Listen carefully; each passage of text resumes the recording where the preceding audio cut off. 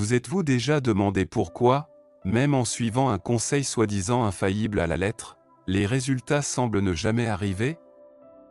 Beaucoup de gens ont lu « Réfléchissez et devenez riches », convaincus d'avoir trouvé la formule pour atteindre la richesse, pour finalement sentir qu'il leur manque quelque chose. Et si je vous disais que ce « quelque chose » se trouve dans la Bible? Oui, le livre le plus ancien et le plus puissant du monde détient des réponses qui complètent ce que Napoléon Hill n'a fait qu'effleurer. Ce n'est pas une attaque contre son livre, mais plutôt une invitation à approfondir ce qui transforme véritablement les vies. Imaginez travailler jour et nuit, en rêvant d'une vie meilleure, mais en portant le lourd fardeau de la frustration de ne pas avancer. Saviez-vous que beaucoup de gens tombent dans le piège de croire que le succès ne dépend que de leurs propres efforts? Ici, je vais vous révéler comment les principes bibliques offrent un chemin plus complet et rempli de sens. Il ne s'agit pas seulement d'accumuler des richesses, mais de vivre une prospérité intégrale où la foi et les finances vont de pair. Ce que vous êtes sur le point de découvrir changera votre perspective pour toujours. Nous explorerons les enseignements de Salomon, les secrets bibliques de la prospérité et comment la mentalité de richesse chrétienne va bien au-delà des promesses superficielles. Mais avant de continuer, mettez en pause tout ce que vous êtes en train de faire. Ce message pourrait être celui que Dieu a préparé pour transformer votre vie. Assurez-vous d'éliminer toute distraction, car à la fin de cette vidéo, vous trouverez une révélation qui vous surprendra. Enfin, n'oubliez pas de vous abonner à la chaîne. Notre objectif est d'atteindre 10 000 abonnés avant décembre, et nous avons besoin de votre soutien pour toucher plus de vies avec ces vérités transformatrices. N'hésitez pas à aimer, commenter et partager cette vidéo. Ensemble, nous pouvons apporter ce message à ceux qui en ont le plus besoin. Il y a des moments dans la vie où nous suivons un conseil, lisons un livre ou écoutons un discours inspirant, mais lorsque nous essayons d'appliquer ce que nous avons appris, nous sentons qu'il manque quelque chose d'essentiel. Peut-être que cela vous est déjà arrivé. Réfléchissez et devenez riche est l'un de ces livres qui promettent de transformer des vies, mais beaucoup de ceux qui essaient de suivre ces enseignements découvrent que le succès n'est pas aussi simple qu'il y paraît. Il y a quelque chose de plus profond, quelque chose qui va au-delà du pouvoir de l'esprit ou des techniques qu'il propose. Imaginez passer des nuits blanches à planifier votre avenir financier en vous basant sur des principes qui semblent infaillibles, pour ensuite être confronté à une frustration constante.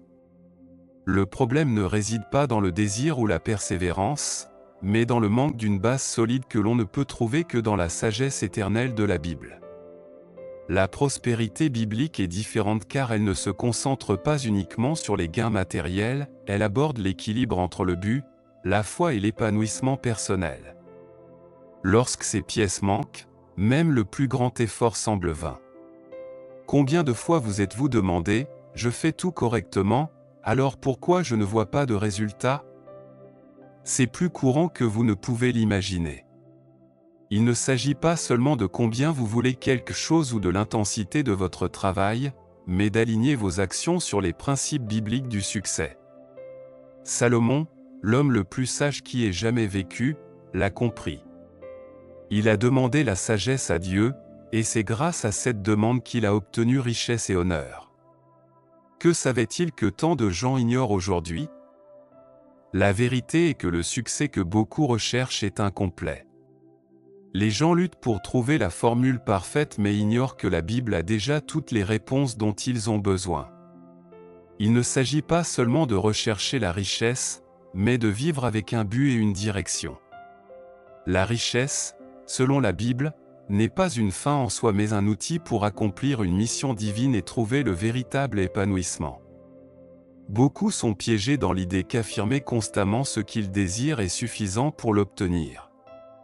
Mais combien de personnes connaissons-nous qui ont essayé de suivre cette voie, pour finir frustrés? La différence réside dans la racine. Qu'est-ce qui guide vos pensées et vos actions?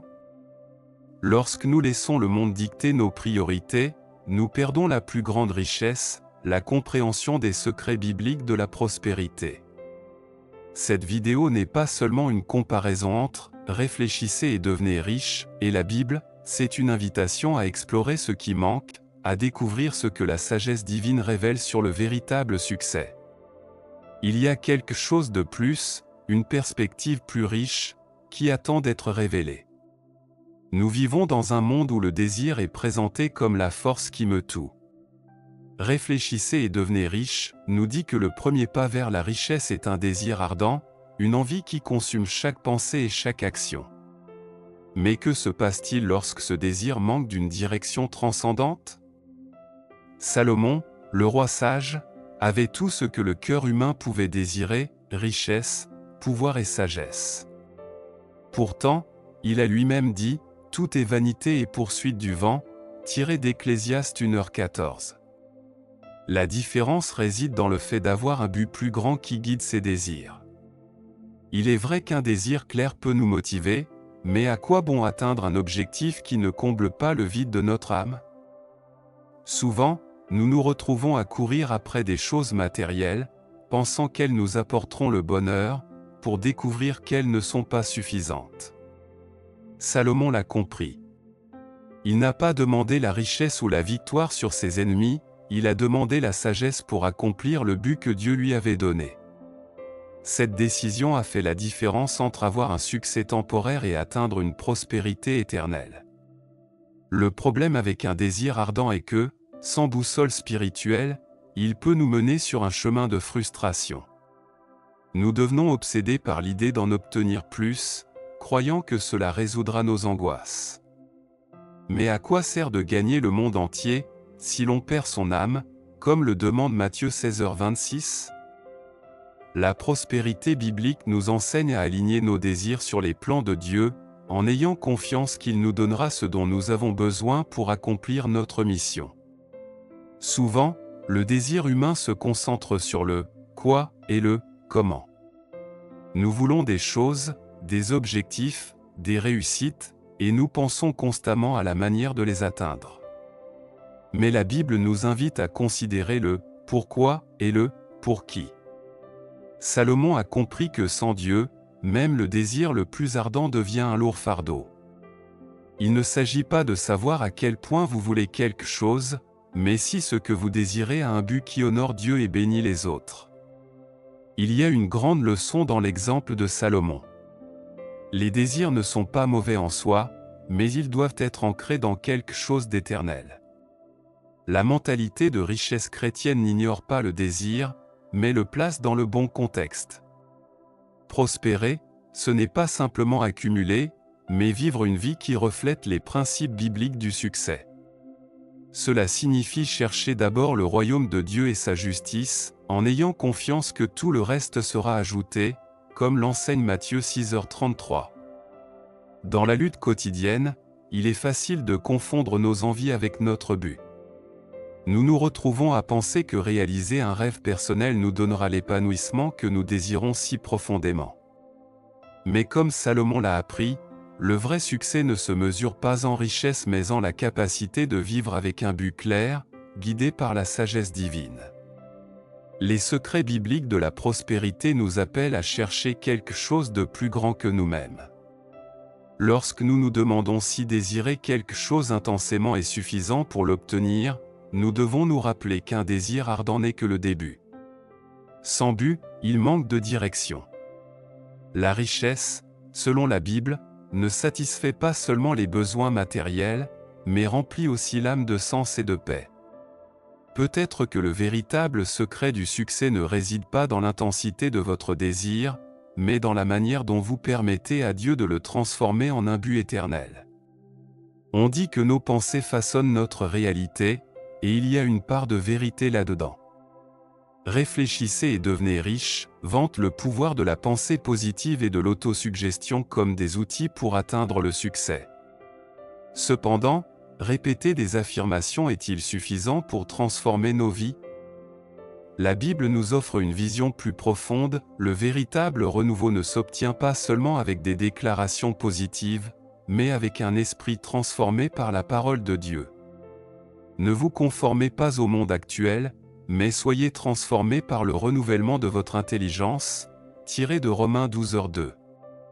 Dans le monde, beaucoup de gens croient qu'ils peuvent attirer ce qu'ils désirent simplement en se concentrant dessus. Mais combien ont connu la déception en voyant que leurs efforts ne portent pas de fruits? Salomon a compris que le vrai changement commence dans le cœur. Quand il a demandé la sagesse à Dieu, ce n'était pas seulement un acte d'humilité, mais de transformation spirituelle. Son esprit et ses décisions étaient façonnés par quelque chose de supérieur, et cela lui a permis de prospérer au-delà de ce qui était imaginable. La mentalité de richesse chrétienne commence par la reconnaissance que nos pensées doivent s'aligner sur la volonté divine. Il n'est pas surprenant que nous cherchions des raccourcis, surtout lorsque nous rencontrons des difficultés. Il est facile de croire que répéter des phrases comme « je serai riche » ou « je vais y arriver » changera le cours de nos vies. Mais la Bible nous enseigne qu'il ne suffit pas de vouloir quelque chose intensément ou d'y penser sans cesse. Nous devons enraciner nos idées dans des principes éternels. Salomon a dit « car il est comme les pensées de son âme », tiré de Proverbe 23h7. Cela nous rappelle que nos pensées influencent nos actions, mais aussi qu'elles doivent être alignées sur la sagesse divine. La prospérité biblique n'ignore pas le pouvoir de la pensée, mais le place dans son contexte correct. Ce n'est pas la répétition mécanique qui produit des résultats, c'est la dépendance envers Dieu qui guide nos pas. C'est pourquoi Philippiens 4h8 nous exhorte à penser à « tout ce qui est vrai, tout ce qui est honorable, tout ce qui est juste, tout ce qui est pur, tout ce qui est aimable, tout ce qui mérite l'approbation. » C'est une invitation à élever nos esprits au-dessus du terrestre et à les concentrer sur ce qui édifie vraiment. Imaginez Salomon face à la responsabilité de diriger une nation. Il aurait pu compter sur ses propres capacités ou sur des stratégies humaines, mais il a choisi une autre voie. Il a demandé à Dieu la sagesse pour discerner. Cette décision a changé son destin et celui de son peuple. Son histoire nous montre qu'au-delà des pensées positives, nous avons besoin de la direction divine pour prendre des décisions sages et obtenir un succès durable. C'est l'un des principes financiers de Salomon que nous pouvons encore appliquer aujourd'hui. Le défi n'est pas de penser positivement, mais de penser correctement. Lorsque nous permettons à la Bible d'être le filtre de nos idées, nos objectifs et nos rêves s'alignent sur le dessein de Dieu. Cela ne transforme pas seulement notre façon de voir le succès, mais aussi la manière dont nous le recherchons. La foi et les finances ne sont pas séparées, elles sont intrinsèquement liées lorsque nous suivons les principes bibliques du succès. En fin de compte, le pouvoir de la pensée réside dans sa capacité à nous conduire vers la vérité. Cette vérité, comme le dit Jean 8h32, nous affranchira. Mais ce n'est pas n'importe quelle vérité, c'est la vérité de Dieu qui nous donne clarté, but et direction. Peut-être que ce dont nous avons besoin n'est pas de répéter des affirmations, mais de nous immerger dans les secrets bibliques de la prospérité et de leur permettre de transformer nos esprits et, enfin, nos vies.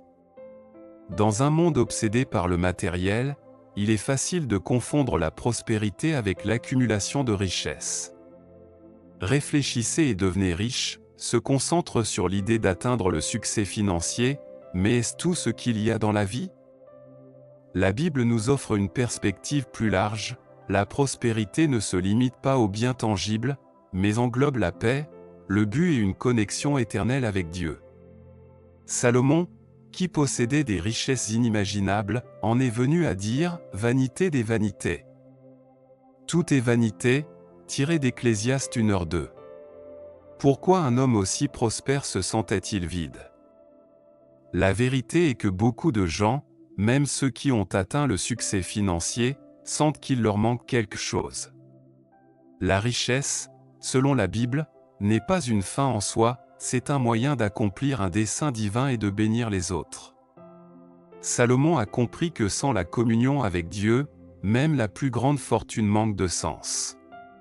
Selon ses propres mots, celui qui aime l'argent n'est pas rassasié par l'argent, tiré d'Ecclésiaste 5h10. Combien de fois avons-nous vu des gens riches chercher désespérément quelque chose que l'argent ne peut acheter? L'abondance complète inclut plus que de simples biens matériels, c'est la tranquillité de savoir que nous marchons dans le dessein de Dieu, que nos finances sont alignées sur sa volonté et que nos décisions reflètent sa sagesse. Les principes bibliques du succès ne nous appellent pas à rejeter la prospérité, mais à la voir comme un outil et non comme une idole. Salomon a reconnu que la vraie richesse consiste à vivre une vie pleine de sens, guidée par Dieu. La prospérité matérielle sans relation spirituelle est comme un puits sans eau. Combien de fois les gens poursuivent-ils des objectifs financiers, croyant qu'en les atteignant, ils seront heureux?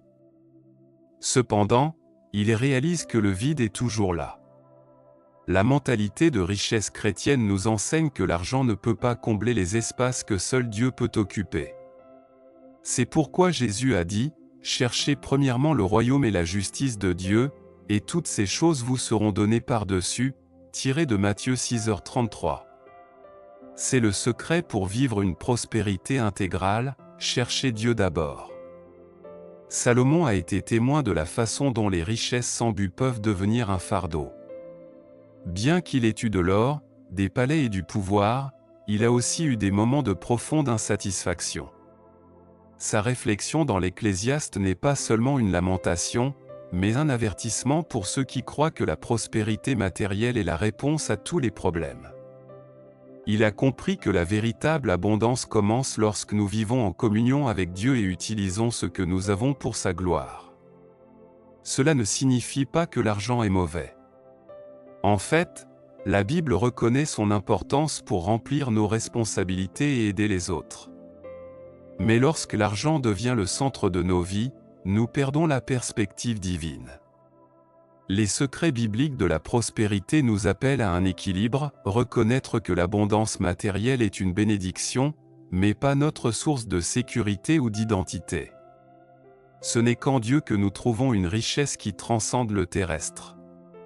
La prospérité intégrale n'est pas une utopie, c'est une promesse de Dieu pour ceux qui cherchent sa volonté. Elle nous invite à changer notre focus, de l'accumulation au partage, du contrôle à la confiance. Peut-être que le vrai succès ne réside pas dans ce que nous possédons, mais dans la manière dont nous l'utilisons pour honorer Dieu et bénir les autres. Et ça, c'est une vérité que ni l'or ni l'argent ne peuvent acheter. Dans un monde qui applaudit l'accumulation, la générosité est souvent reléguée aux oubliettes. Réfléchissez et devenez riche, parle longuement de la manière d'obtenir des richesses, mais reste silencieux sur le pouvoir transformateur de donner. Cependant, la Bible enseigne que la prospérité ne se mesure pas seulement à ce que nous possédons, mais à ce que nous partageons. Une personne généreuse prospérera, celui qui rafraîchit les autres sera lui-même rafraîchi, tiré de Proverbe 11h25.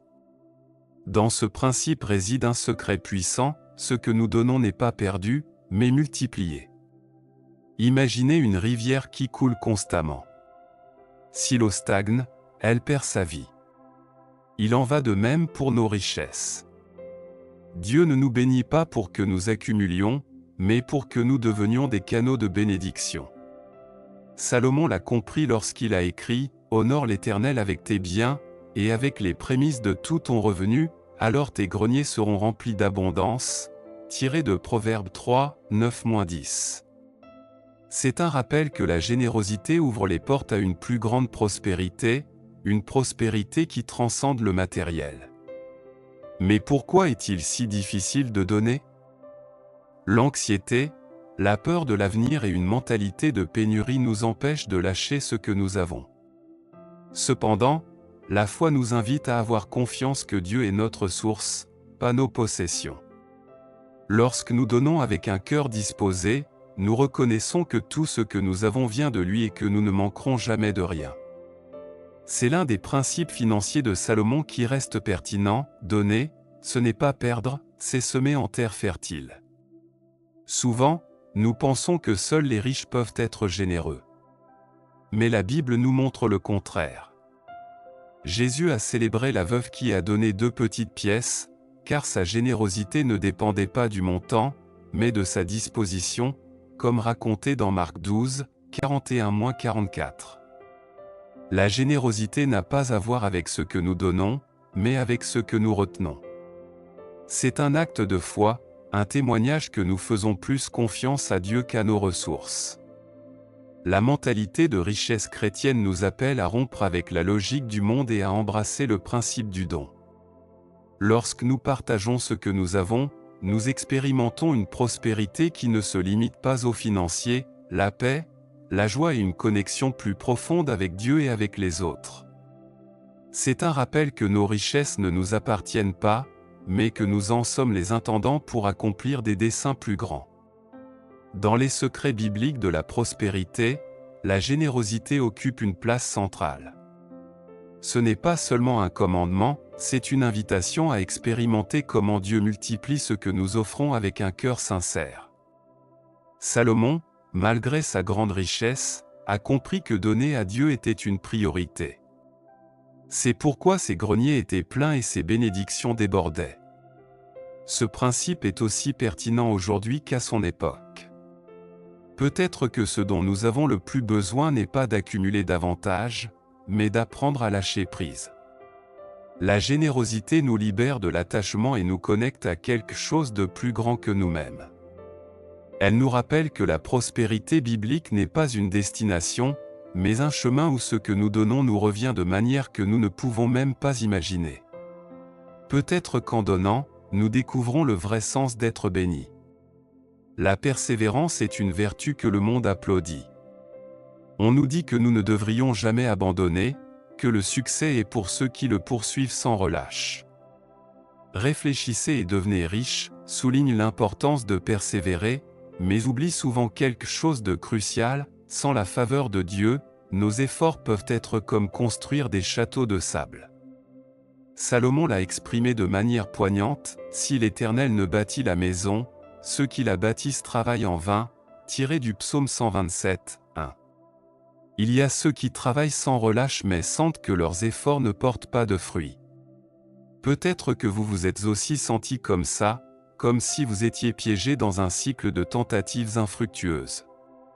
La Bible ne nie pas l'importance de la diligence, mais elle nous rappelle que nos actions doivent être guidées par la sagesse divine. Salomon savait que la persévérance humaine sans la bénédiction de Dieu est comme ramer à contre-courant, épuisant et sans direction. L'effort humain a ses limites.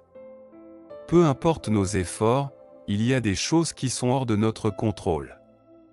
C'est dans ces moments que nous devons nous rappeler que la faveur divine ne dépend pas de ce que nous faisons, mais de notre volonté de faire confiance à Dieu. La prospérité biblique ne valorise pas seulement la persévérance, mais la combine avec une dépendance totale envers le Seigneur. C'est un équilibre entre travailler avec diligence et se reposer dans sa grâce. Salomon nous donne une clé importante dans Proverbes 16h3, « Recommande à l'Éternel tes œuvres, et tes projets réussiront. » Cela ne signifie pas que nous devons nous asseoir et attendre que tout se passe comme par magie. Cela nous invite plutôt à agir avec la confiance que Dieu guidera nos pas et bénira nos décisions. C'est la combinaison de l'effort et de la foi qui produit un succès durable. Lorsque la persévérance n'est pas accompagnée de la faveur de Dieu, elle peut devenir un lourd fardeau. Mais lorsque nous travaillons sous sa direction, même les tâches les plus difficiles deviennent légères. Jésus lui-même a dit « Mon joug est doux et mon fardeau est léger », tiré de Matthieu 11h30. C'est un rappel que nous ne sommes pas seuls dans notre lutte. Dieu marche avec nous, nous donnant la force de persévérer et la sagesse pour avancer. Le secret n'est pas seulement dans la quantité de notre travail, mais dans la manière et pour qui nous travaillons. La mentalité de richesse chrétienne nous appelle à être persévérants, mais aussi à être obéissants. Salomon, avec toute sa sagesse, a compris que le succès n'était pas le fruit de son seul effort, mais de sa relation avec Dieu. C'est la différence entre une vie d'effort constant et une vie de faveur et de but. Peut-être que la clé pour surmonter vos défis n'est pas simplement de persister, mais de changer votre focus. Que se passerait-il si vous recommandiez vos projets au Seigneur? Lorsque notre persévérance est alignée sur sa volonté, nous expérimentons un type de succès qui non seulement change nos vies, mais aussi celle de ceux qui nous entourent.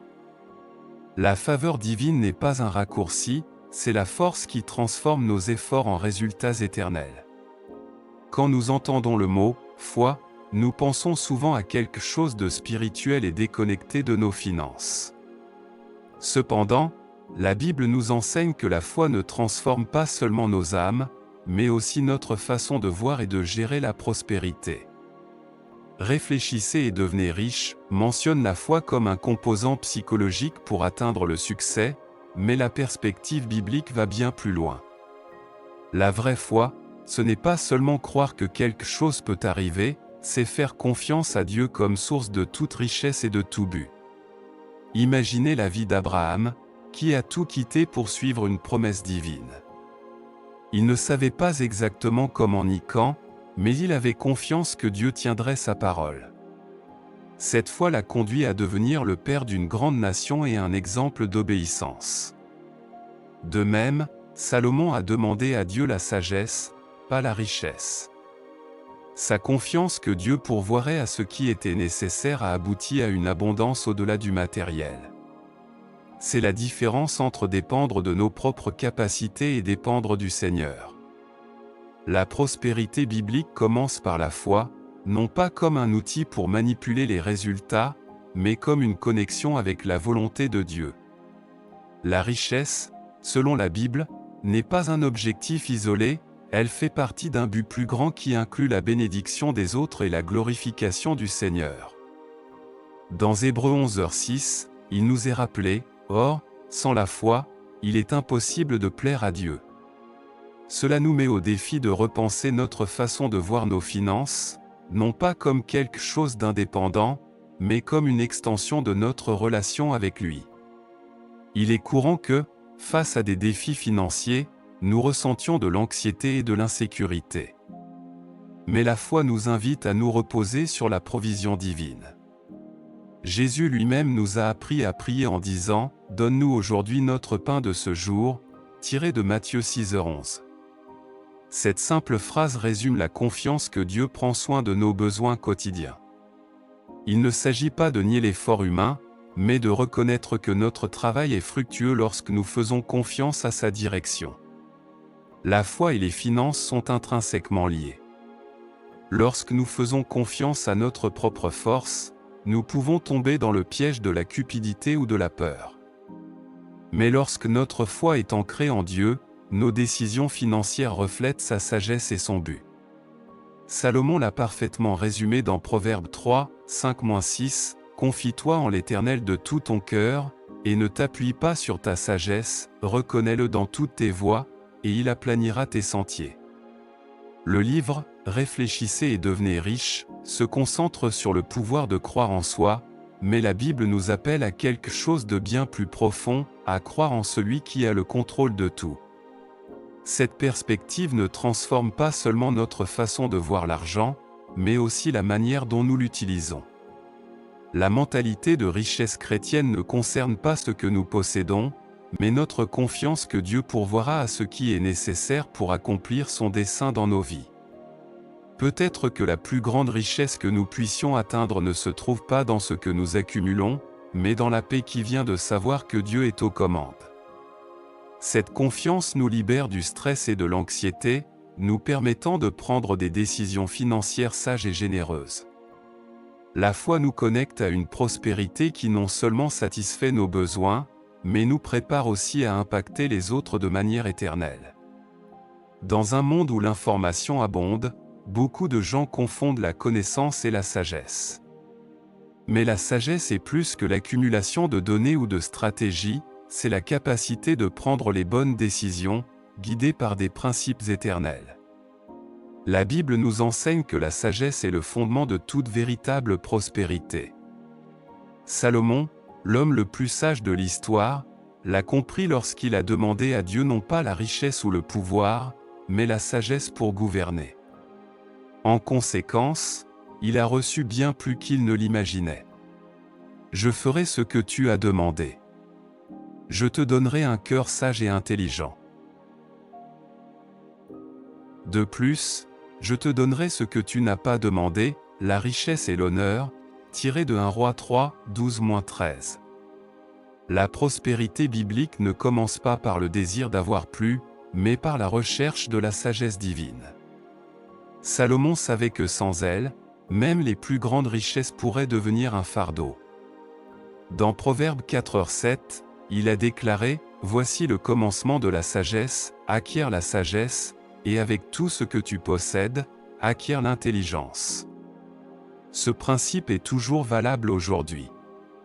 La sagesse ne nous apprend pas seulement à gérer nos finances, mais aussi à vivre avec un but et une direction. Combien de fois avons-nous pris des décisions impulsives et regretté plus tard les conséquences? Un manque de sagesse peut nous coûter bien plus que de l'argent, il peut nous voler la paix, des relations et des opportunités. Salomon a réfléchi profondément à cela dans l'Ecclésiaste, où il a reconnu que les richesses sans sagesse ne satisfont pas l'âme. La mentalité de richesse chrétienne commence par la reconnaissance que nos décisions doivent être alignées sur la volonté de Dieu. Ce n'est qu'alors que nous connaîtrons une prospérité qui transcende le matériel. La Bible nous appelle à chercher la sagesse comme un trésor, car elle est plus précieuse que les rubis, rien de ce que tu désires ne peut se comparer à elle, tiré de Proverbe 8:11. C'est un défi pour repenser nos priorités. Au lieu de poursuivre des objectifs éphémères, et si nous faisions de la sagesse notre plus grand objectif? Salomon l'a fait, et son héritage inspire encore des millions de personnes. La sagesse nous protège également des erreurs financières. Elle nous apprend à planifier avec diligence, à investir avec un but, et à éviter les pièges de la cupidité et de l'endettement. Mais plus important encore, elle nous guide à vivre une vie qui glorifie Dieu. La richesse, selon la Bible, n'est pas une fin en soi, mais un outil pour accomplir son dessein. Salomon, avec toute sa grandeur, a reconnu que la vraie richesse ne se trouve pas dans les trésors terrestres, mais dans une relation avec le Seigneur. Il est facile de se laisser emporter par les promesses rapides de succès, mais la Bible nous invite à construire nos vies sur des fondations solides. Jésus a comparé l'homme sage à celui qui construit sa maison sur le roc, tandis que l'homme insensé la construit sur le sable, comme raconté dans Matthieu 7, 24-27. Où construisons-nous notre prospérité? La sagesse nous donne la perspective nécessaire pour construire avec intention et pour nous assurer que ce que nous construisons a une valeur éternelle. Peut-être que le plus grand cadeau que nous puissions demander n'est pas plus d'argent, mais plus de sagesse. Un esprit sage mène à des décisions sages, et celles-ci, à leur tour, nous mènent à une prospérité intégrale. Salomon est un exemple vivant de la manière dont la recherche de la sagesse en premier lieu ouvre les portes à des bénédictions qui dépassent nos attentes. Il est peut-être temps de faire de ce principe le fondement de nos propres vies. Ce que nous avons partagé aujourd'hui ne sont pas seulement des idées ou des principes, c'est une invitation à changer votre perspective et à appliquer ces connaissances dans votre vie. Salomon, avec toute sa richesse et sa sagesse, nous a laissé une leçon cruciale: sans but et sans Dieu, même les plus grandes richesses sont comme courir après le vent. Maintenant, c'est à votre tour. Réfléchissez, construisez-vous votre prospérité sur des fondations solides ou sur du sable qui s'effrite au moindre problème? Peut-être que jusqu'à présent, vous vous êtes efforcé seul, luttant avec des angoisses financières et des décisions difficiles. La Bible nous appelle à faire confiance à Dieu et à appliquer sa sagesse dans tous les domaines de notre vie, y compris nos finances. Si vous faites face à des dettes, à l'incertitude, ou simplement au sentiment qu'il vous manque quelque chose, souvenez-vous que vous n'êtes pas seul. Dieu vous a donné des outils pratiques et spirituels pour surmonter ces défis. L'un d'eux est la générosité, car ce que vous donnez ne bénit pas seulement les autres, mais ouvre aussi des portes de bénédiction pour vous. Ne vous arrêtez pas là. Je vous invite à regarder notre vidéo « Vous n'êtes pas une vitrine, le secret dans la Bible qui peut changer complètement votre vie », où vous découvrirez comment ces principes s'appliquent à d'autres aspects essentiels de votre vie. Cette connaissance peut être le pont vers la transformation que vous désirez si profondément. Enfin, abonnez-vous à la chaîne, aimez cette vidéo et partagez-la avec quelqu'un qui a besoin d'entendre ce message. N'oubliez pas d'activer les notifications pour continuer à apprendre comment la foi et les finances peuvent changer votre vie. Que Dieu vous bénisse dans tous les domaines de votre vie et vous guide vers une prospérité qui transcende le matériel.